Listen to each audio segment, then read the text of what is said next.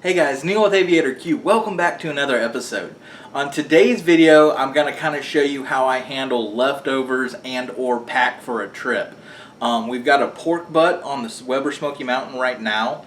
What we're going to do, we're going to eat that for supper, and then I'm going to show you guys options that you can use for doing leftovers, but more specifically, how I pack for my work trips. So stick around, sit back, relax, and welcome aboard.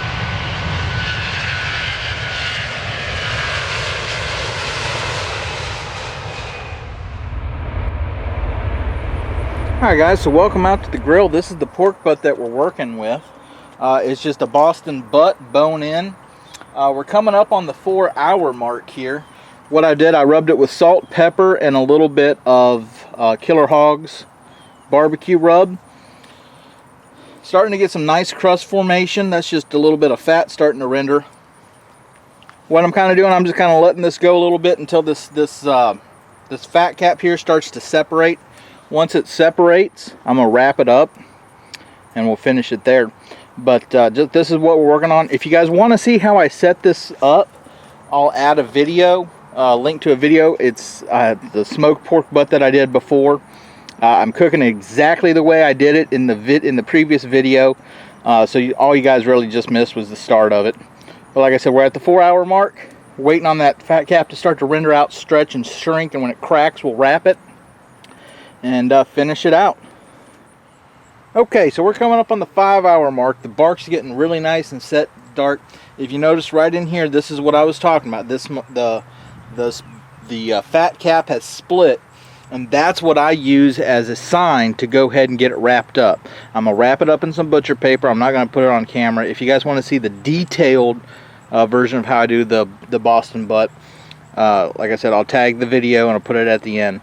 But we're going to wrap it up and continue to cook it and just let all that fat start to render. So we wrapped that pork butt up in some butcher paper, put it back on the Weber Smokey Mountain to finish up until I got to about 200-ish, 202, 203. Kind of just poked it for feel, pulled it off, let it rest for a couple minutes, and then we've pulled it. Going to eat a little bit of this for supper, and then afterwards we're going to show you how I kind of vacuum seal it for leftovers and or take it on a trip with me. Alright guys, so it's like 2 days from when we cooked that Boston butt. We had it for supper the first night. We just kind of we shredded it into a disposable tin, then we just covered that with aluminum foil. But then yesterday we started to get it ready to travel or store for a long term. And the way we did that was with a vacuum sealer. We bought the Food Saver FM2000. And what I like about it is not only can you store it and freeze it for yourself, but I use it to pack for trips. I'm getting ready to leave in about 20 minutes for a trip. I'll be gone for 5 days, and so yesterday we kind of prepared some stuff that we're going to seal up and it'll go in my lunchbox. So let me show you that, and then I'm going to get on the way. So this is my lunchbox that I carry. It's made by the Luggage Works. It's a luggage company that most pilots use. This is the insulated cooler. Got a dry compartment up here for like snacks, like some dry snacks, some crackers, and just some comfort food when I'm on the road. I start out with 2 ice packs. I got some cheese sticks. Those are just good for like a quick protein in the cockpit or snack if you need something, or just more comfort food. Now all this stuff is what we vacuum sealed.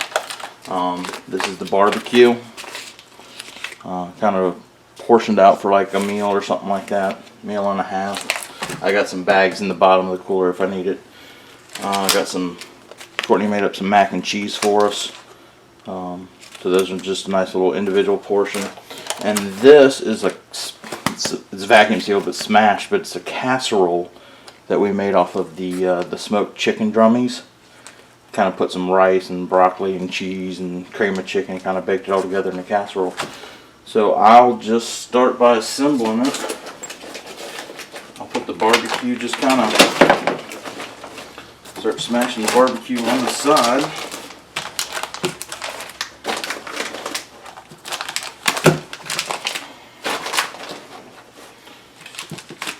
Mac and cheese can go wedge right down in there.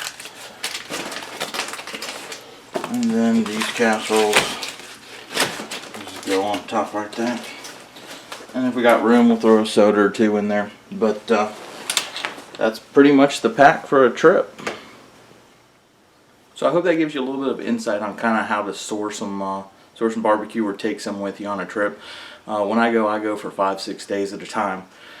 I do get a per diem for food allowance, but I try to pack my own food and save that, so it's kind of like extra money in my pocket.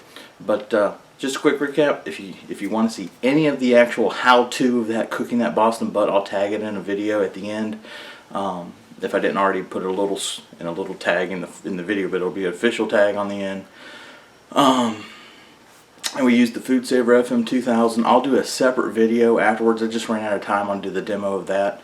But yeah, it's a great way to travel, very compact, get a lot of food for multiple days into a small little bag. But guys, I hope you enjoyed this. I gotta pack this up, head to Philly. I'll see you guys on the next video here at Aviator Q. See ya.